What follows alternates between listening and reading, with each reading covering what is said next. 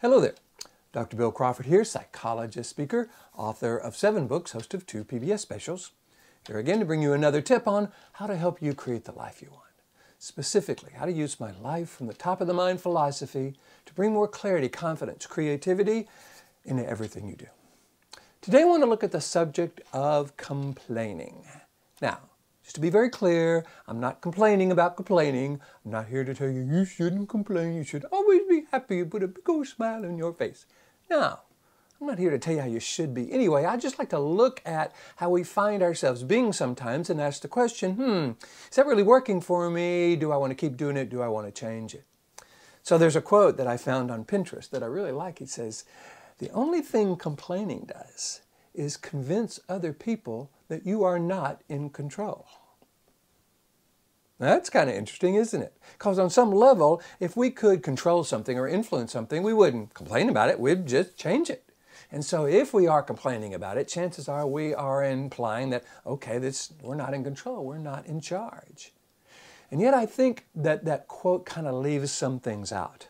Because for those of you who follow my life from the top of the mind philosophy, you know that whatever we say, whatever we think, actually influences what part of the brain we're coming from, influences the chemical makeup of our body. And when we complain, we only complain about things that we don't like, things that are negative. Remember, this middle part of the brain, the limbic system, has a tendency to interpret anything as negative as dangerous and throws us into the lower brain, the brainstem, that is designed to help us deal with danger. But we're really not in a dangerous situation when we're complaining, we're just a situation about something we don't like, and yet that middle brain interprets it as danger, throws us into the brainstem. We find ourselves reacting, we trigger adrenaline, noradrenaline, cortisol, the stress hormones, and really it doesn't serve us very much, I don't think. Plus, there's always 2 questions I love to ask whenever I find myself doing something and I want to get really clear, is this really working for me? Does it serve me? One of the questions is this the way I want to be defined? Do I want to define myself as a complainer? And number 2, would I teach or recommend this way of being to someone I love? I don't think we really want to define ourselves as complainers. We don't have to feel bad about it, but it's not how we want to be defined. And would we really recommend that to someone we love? Matter of fact, when someone we love is complaining, don't we kind of tell them to stop complaining? So what I think we might want to do is ask ourselves the question, okay, do I really want to convince others that I'm not in control? Do I really want to give my limbic system, this middle brain, kind of a reason to throw me into that lower brain and trigger stress chemicals? Is that serving me in any way? Is the complaining really worth that?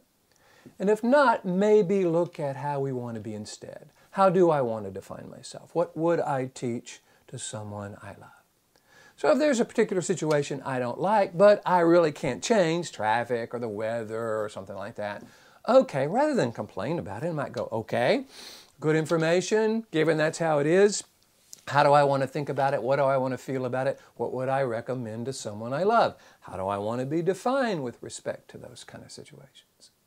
And if there's a situation that does need our attention, something that we kind of complain about versus taking action on, maybe that's a good kind of signal to actually take some action. That's what we would recommend to someone we love. Easier said than done, absolutely. And often complaining is easier than doing. And yet, again, is that really working for us? Do we really want to engage that lower, frustrated, annoyed part of who we are? Or that clear, confident, creative, compassionate, courageous part of who we are? So for those of you who follow my life from the top of the mind philosophy, I hope you're getting a sense of the value of coming from this upper 80% of the brain, the neocortex, what I call the top of the mind.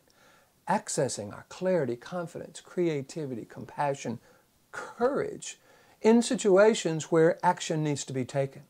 And then kind of backing off and just letting the things that we can't control, and frankly we don't want to really just sit around and complain about, just let them go. There's a part of my book, Life from the Top of the Mind, that speaks to the value of the serenity prayer. God grant me the serenity to accept the things I cannot change, the courage to change the things I can, the wisdom to know the difference. And I think what we want to do is to recognize that some situations in life we're just going to be better off accepting and moving forward versus complaining about. certain situations that do require our action, we want to have the courage to change the things we can versus just complain about. The wisdom to know the difference comes from this upper 80% of the brain. What about this situation will it take serenity for me to accept? And what about this situation will it take courage for me to change? I love those questions. Questions I find are kind of the search engine for the brain. They put us in a very purposeful state of mind where we can make more choices about who we are and how we are as we go forward. I hope you're liking these videos. I'm having a great time bringing them to you. If so, please hit the like button. You know how YouTube and Facebook and Pinterest, all these folks love it when you like it. Follow me on LinkedIn and YouTube. Friend me on Facebook if you want. I'm on the social media and I try to post one of these each week. So I hope you're finding it valuable. Share it with your friends if you like. And in the meantime, here's to you, bringing more clarity, confidence, creativity into everything you do. And I look forward to seeing you in the next video.